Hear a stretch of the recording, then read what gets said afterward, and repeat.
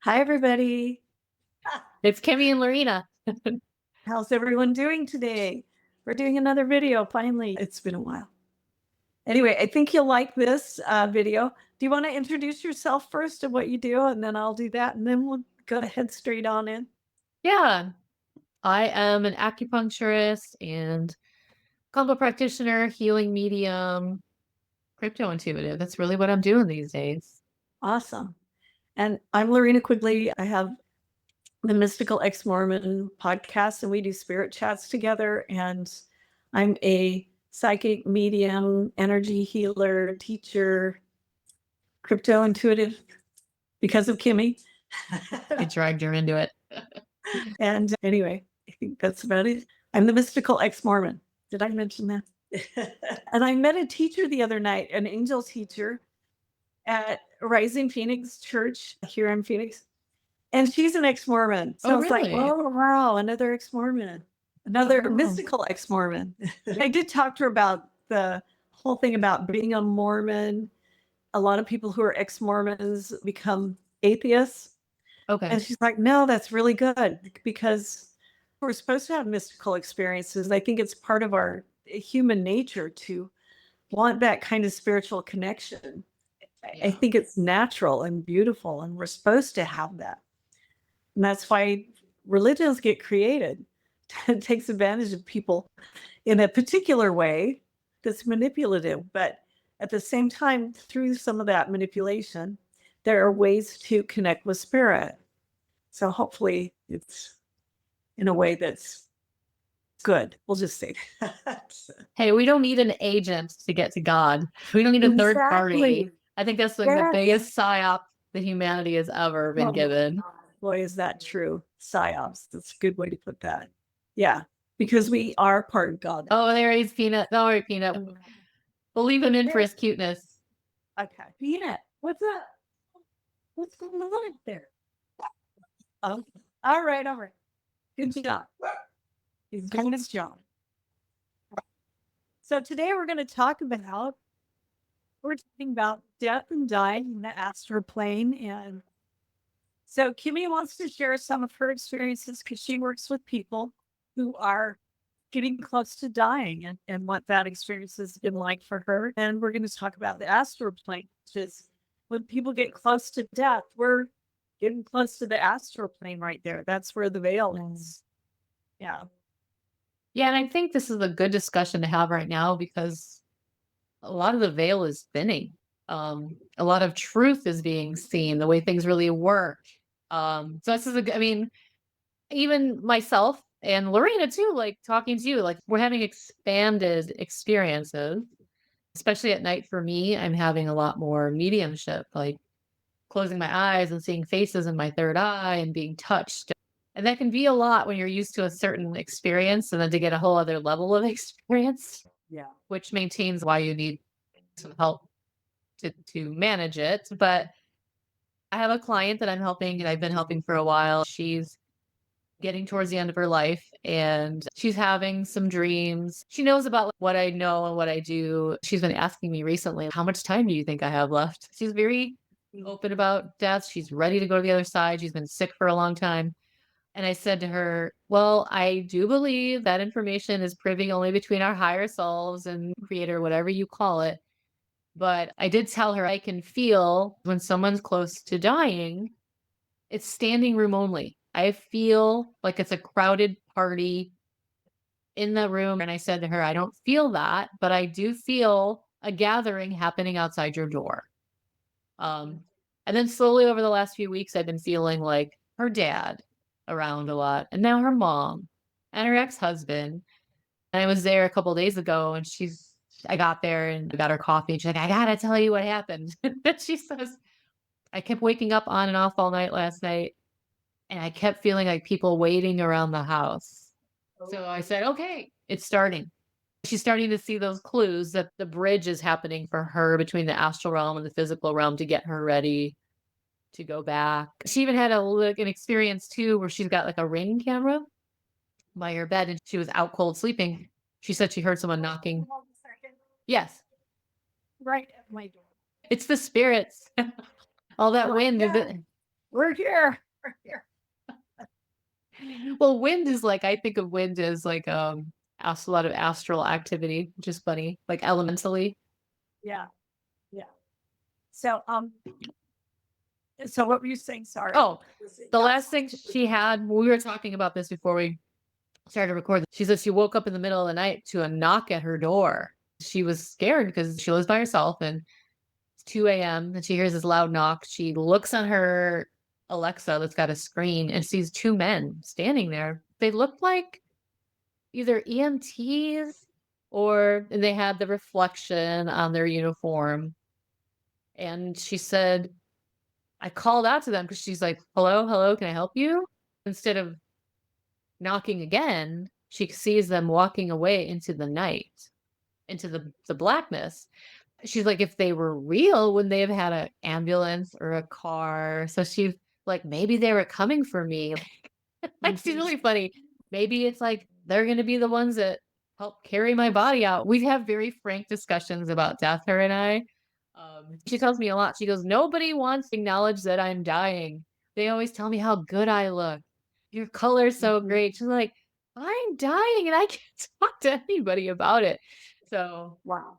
Well, that's interesting that she saw two people at her door knocking, especially any kind of emergency service like that, that they wouldn't pound on your door and then walk away. right. That's really interesting. Yeah. Yeah. I think she's getting prepared. Do you think And that was an apparition? yeah, because there would have been more knocking, I think, than the one. And they would have replied to her like on the audio of the Ring camera. So, Sorry, ma'am, wrong address. Yeah. a couple of months ago, she had a funny little experience on her slider. She kept hearing somebody taking a key. Like, she's like, I know it's a key. And they were knocking on the glass at night. And then she'd go, hello? And nobody would reply. And then it happened Where like two was or that? Was that on her door, on her window? her slider of her Oh, the slider. bedroom. Okay. And she goes, what do you think it was? And then I went outside and I bust out laughing because her whole backyard is lined by San Pedro cactuses. And St. Oh. Peter has the keys to heaven. In her bathroom, she had a chain with a key of a necklace that she used to wear. It had fallen and was on the ground. And I like picked it up. I go, this is so weird because this key is on your bathroom floor. And she's been wearing it because she's like, I have the keys to heaven. She's such an interesting lady. Okay. Wow. Okay. So she's wearing the key. She's waiting. And they're knocking on her door. Yeah. Which I'm guessing a lot of people get these kinds of experiences, but maybe like we write them off with our mind. I think that a lot of nurses who work with trauma patients or hospice nurses, they experience a lot more people throwing them those things than regular people. Yeah. And I think you might be right that we do write them off. Those are people getting visitations in some spirit form. Messages like, we're going to be there soon. She sounds amazing. She's not afraid and just kind of welcoming it. She's done a lot of inner work and she has an incredible amount of faith. That's funny. We're just in this talk right now and it's coming to me like, no, we have to do more talks on this because this is really important. Just hearing her say, I can't talk about death. We have such a problem. People should be prepared to die. Even if you think about it in a funeral, we make people look like they're sleeping. Well, they look like they're sleeping. And so I think we just don't know how to process it. We don't know how to help people process it. And Lorina and I were just getting into this talk. There's so many ways I think that we can doula, like death doula people. And it doesn't even have to be from the physical body to the astral realm. It literally can be because midwifing, doulaing, it's the same door, but what side are you on? Are you on the death side as the doula? Or are you on the birth side? If you're in that middle space, but sometimes spirits it takes them a long time to fully go like away from the realms close to the earth because of certain things they haven't processed, certain messages, certain blocks. Lorena might be getting more of a calling to do doula work for people that are in the astral realm already. Yeah. Yeah. And I did have an experience once when I was doing some energy healing for someone who was paraplegic. He had been in this wheelchair for maybe at least 15 years. Most of his body was paralyzed. I went to the home to do energy healing on him. At some point, I saw this white, and we've talked about this.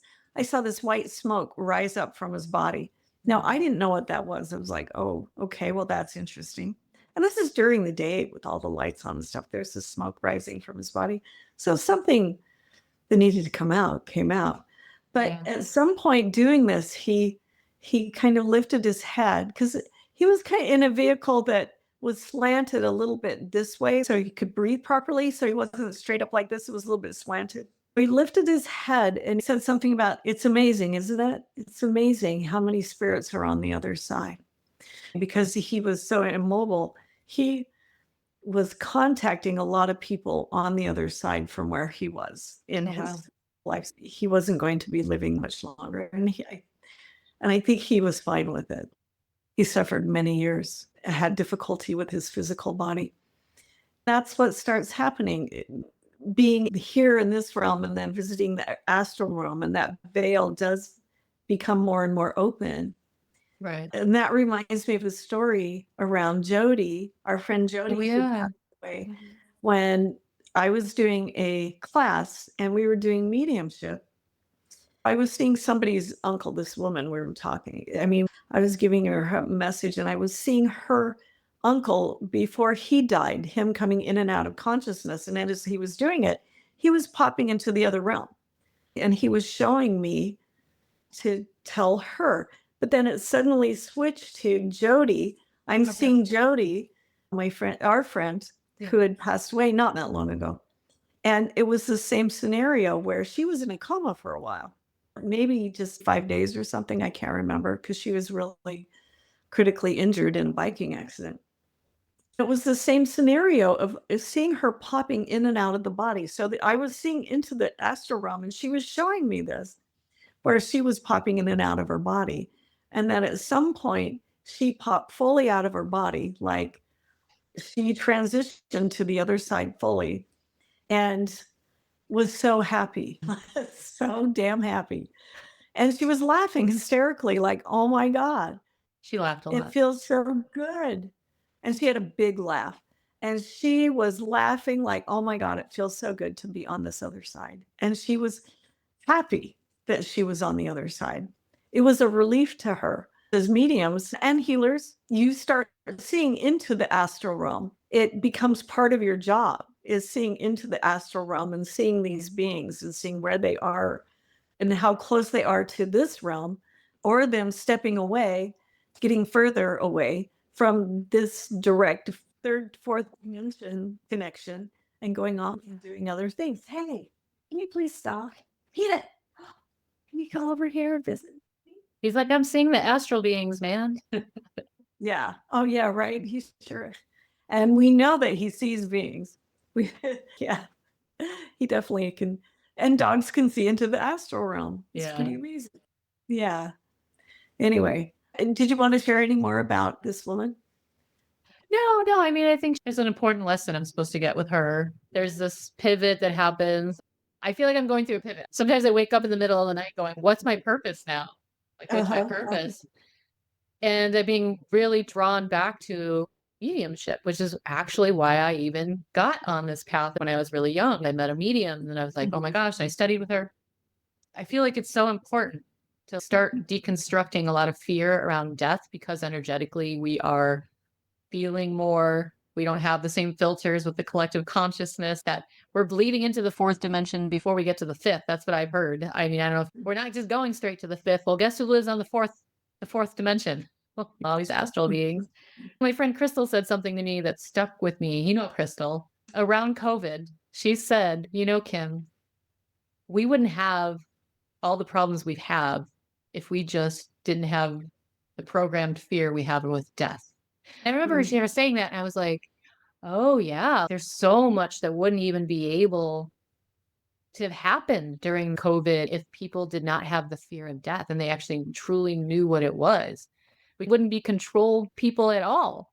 And Mhm. we would understand about unity and how we're Yeah. eternal and there's nobody that stands between us and our higher Yeah. self, God, whatever.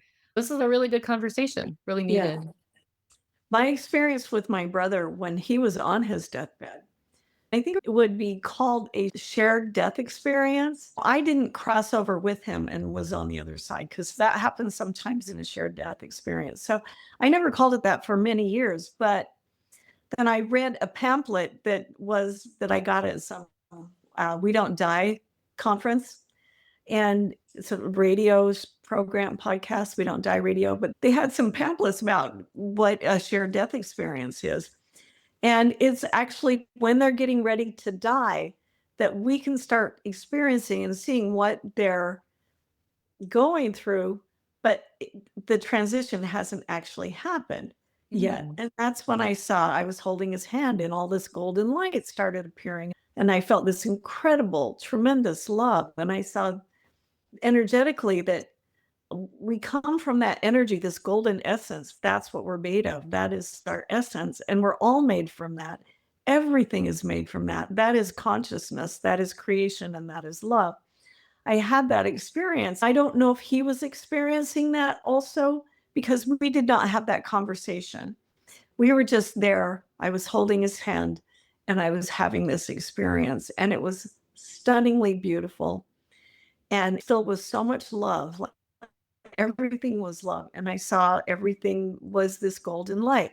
Mm. That separation we believe in and experience holds us back from experiencing more love, experiencing connection, and also holds us back from experiencing less fear because there was no fear in that room at that time. There was no fear of death. There was just the beauty of life, of existence, and what that essence and energy is, which is the creation. And then after my brother died, the next day, I felt him standing behind me. I don't know if at that point in my life, I had identified spirits as like, oh, like thinking, oh, there's a spirit. But I absolutely knew. I was standing at my bedroom window looking out, and he was standing directly behind me. And I knew it. It's like, okay, I know you're here. And he was just checking in to see if I was okay. And it was almost like, yeah, like right directly behind me, and his hand on my shoulder, like, I'm here. I'm just checking on you to see if you're okay. So it was absolutely beautiful, but simultaneously sad because, of course, I still miss him, but he still shows up. He shows up all the time. That experience is also seeing into different realms, moving through through this plane, third dimension, into the fourth dimension. And I don't know if that was other dimensional because I was just there experiencing it. If it's like fourth plane, astral plane, or higher, because it really got into the essence of what we come from. I think it's important to do this kind of work because we need to know that there is a continuation of life, of spirit, of consciousness, and of connection. And I think that's so important for people to experience that and know that we're going to be okay. Like, Do you ever 'cause hear we Jerry are.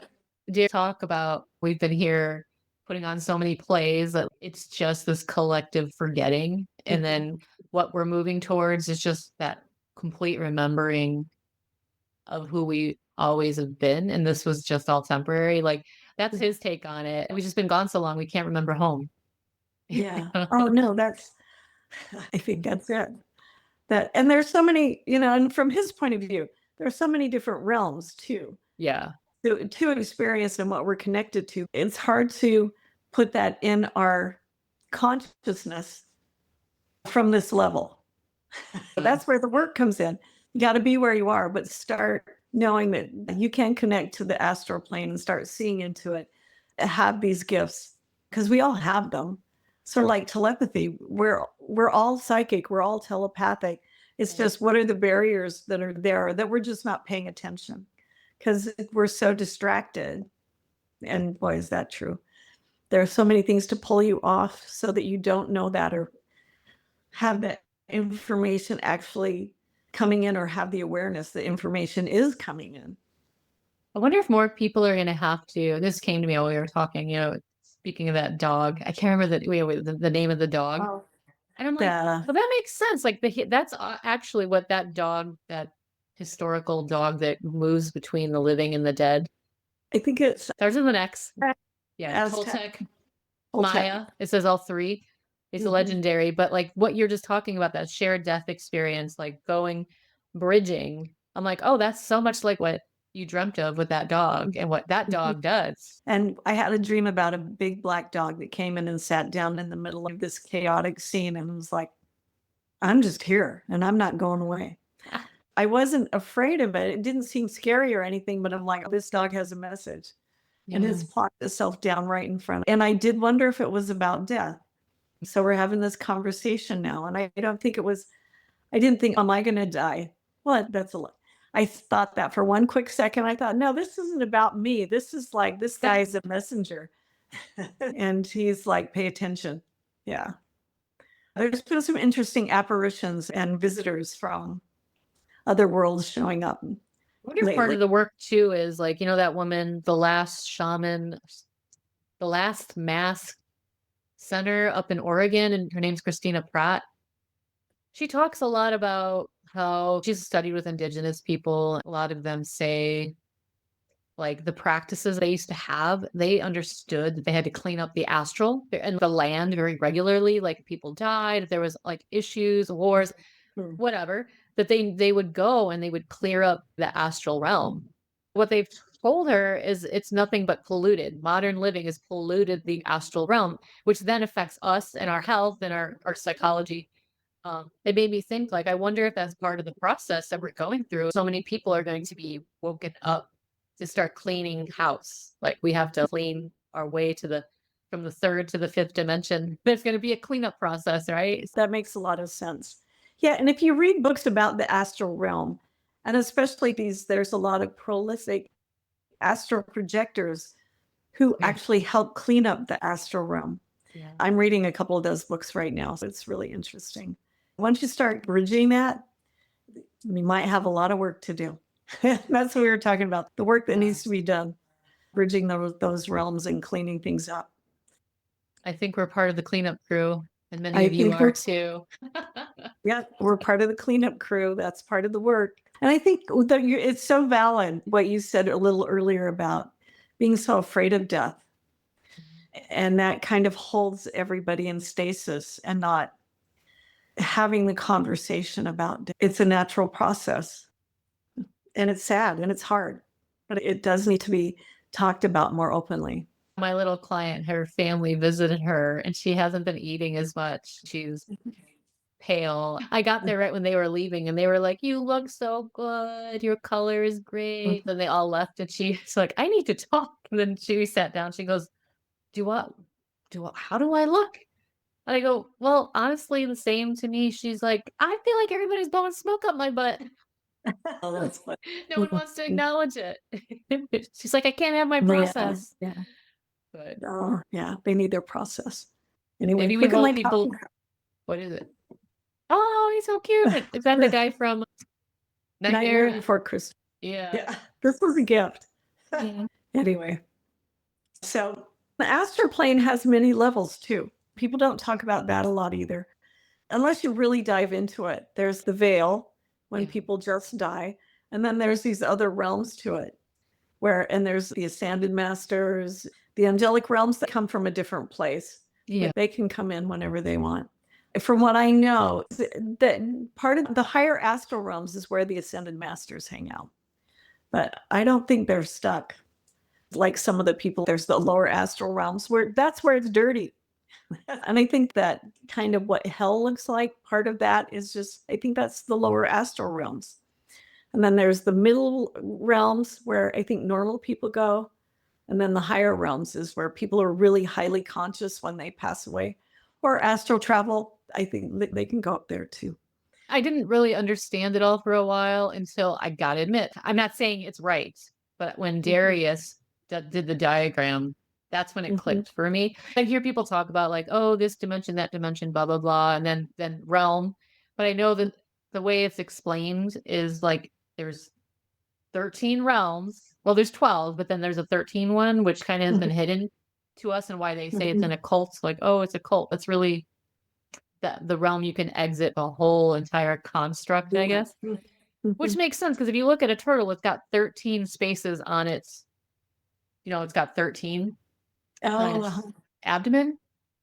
And like we've been given 13 for a long time, even though that's like supposed to scare us. But where is I going with my whole thing? Oh, we're in the first realm, right? Like we're in the bottom, but then there's dimensions within the realms. Is that how you see it? Okay. That makes sense. Well, there's frequencies. And we were talking about this in class last night. Different frequencies and vibrations take you to different places. And what's funny about that is there isn't a signpost. Sometimes if you're astral traveling, you're not going to say, oh, you just entered the fifth dimension. Right. Or you're not in the astral realm anymore. You're here. And there might be knowledge in the frequency that you know that, but there's not signposts. We want signposts. We're used to that. Sometimes it's not as obvious as we want it to be because we're all searching for answers.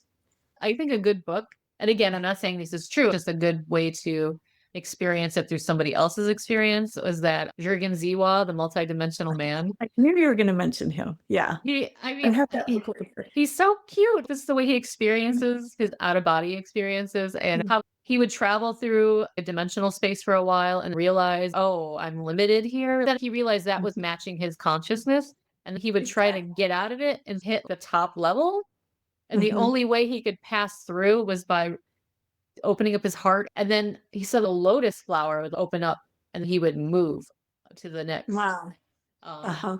layer. He kept experiencing higher and higher worlds that were more and more beautiful, more and more light.